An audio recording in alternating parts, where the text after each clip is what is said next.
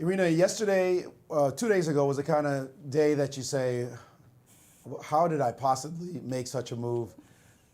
2 days later, you get to take down one of your big rivals in a very good game. First of all, what did you do right after the game, round 4 game, where you blended a piece against Carissa? Yeah, that's a good question, Maurice. You want me to reveal all my secrets? Yeah? Not all of them, just what happened after What do you that do game? when you play such an embarrassing game? You know, it just left you so empty. You know, of course I was, I thought my position actually was acceptable at that point. I mean, okay, later on I saw the computer still preferred white in this end game, but like my personal feeling was like the worst was behind me. And when I had played that move bishop e4 and she played bishop f1 and I got a little careless, you know, and just completely, as soon as I made my move, I was like, oh, there's just double attack, you know, the rook is moving back. So it's quite a pity when you lose a game like that, because it just feels like such a sudden end. You know, like the game could have been going on, and like nothing terrible was happening when you blundered the piece. So of course I was not, you know, feeling good about that. I was pretty dejected. It was, you know. So what did I do? Well, I think I did a few good things over the last couple of days. I went to church on Saturday and on Sunday, and that was the one good thing about losing to Carissa so quickly, is that I got to make the church service on Saturday evening.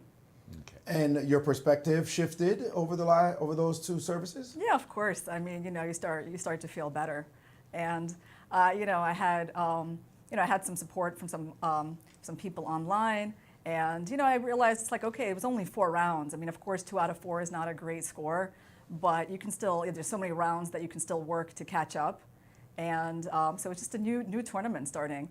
I felt better also. I think I got more used to playing with the mask on. You know, I wasn't walking around in the patio for all of the game like I'd been doing before, because I realized, it's like, well, you know, I'm not really thinking on my opponent's move because I'm just out trying to get some fresh air outside. But now I kind of got used to it, and I stayed at the board today, and yeah, today's game was pretty clean. Were you surprised when she plays queen takes on b2? Yes, I was surprised, Maurice. I would not have taken that pawn. I would have been so scared with those doubled pawns in front of my king.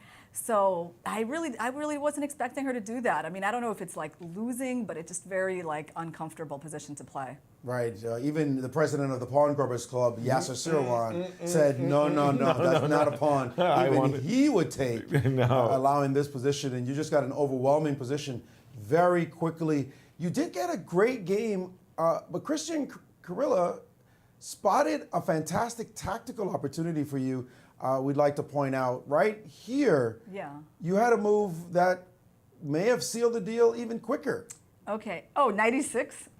Well, 96 is not bad, queen and G6, actually is winning. King H8, yeah.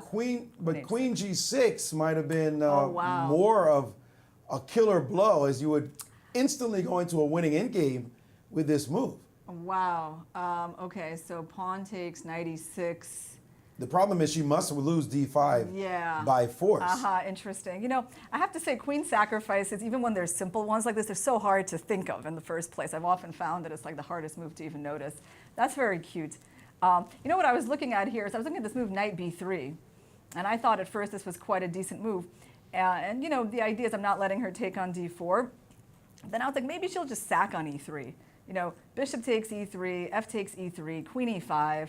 Now she's threatening f5, trapping my bishop. So if I move it back, she takes on e3. There's some kind of like bishop h3 all the time.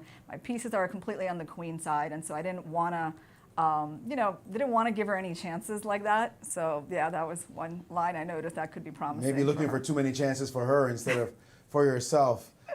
In the end, you ended up winning the game here. She couldn't tolerate this weakness all that time, although she looked like she was trying to get some play, but she let your queen and rook get to the other side, and you were able to finish it off. Looks like at least a rook in the offing. All right, you made a win. You're at +1. Certainly not 50% anymore. And Carissa looks like she's in big trouble in her game. And a draw looks likely in the other game as well. Your chances about coming back, your feelings about coming back in this tournament? Yeah, I think the tournament just is going to be wide open now. You know, so I feel pretty good. I mean, the most important thing is to start playing well, right? That's really all it is. I mean, there's a lot of rounds that you can kind of do your work catching up in. So, I mean, how many rounds? Still 6 more. It's a lot. You know what I thought about, actually? There was some years ago, I had a situation 2 rounds before the tournament where I was a point behind Anna. And so I had just 2 rounds to make up that 1 point disadvantage. I had to play her directly, and that's where I got to make it up.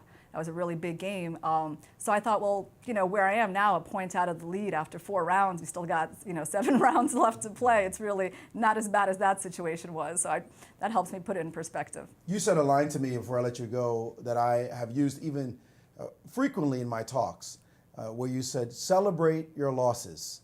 Yeah. Something that you heard and learned from someone else, somebody wise. Yeah. Can you say you celebrated this last loss in any way against Carissa? I really didn't. No, I didn't celebrate. It was good that I didn't fall apart. It was good that I kind of just was able to put it behind me. Yeah.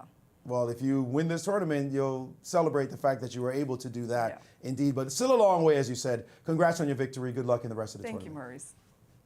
How exactly do you celebrate the losses? Whoa. We need some of that technique. Celebrate your Who on earth instilled that thought in your mind? Let me take that seed and pull it out by its roots. Don't celebrate your loss. Celebrate your wins. No, I think it's a great point. We can argue it for a while, but it's such a great point. The thing is, if you lose a game, I mean, could I speak? If you lose a game, right? If you lose a game, if you let that loss stay in your system without being able to figure out how to get it out, then it could carry over into the next game, into the next game, into the next game. So you need to figure out what you learned from that game. What did that game teach you? What are the lessons that you got from any individual occurrence in your entire life? Something that any mistake you make is an opportunity to learn.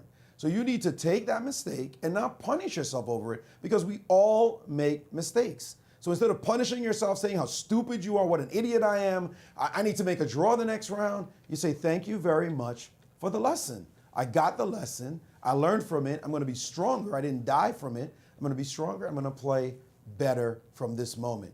So it's a chance. It's an opportunity to grow.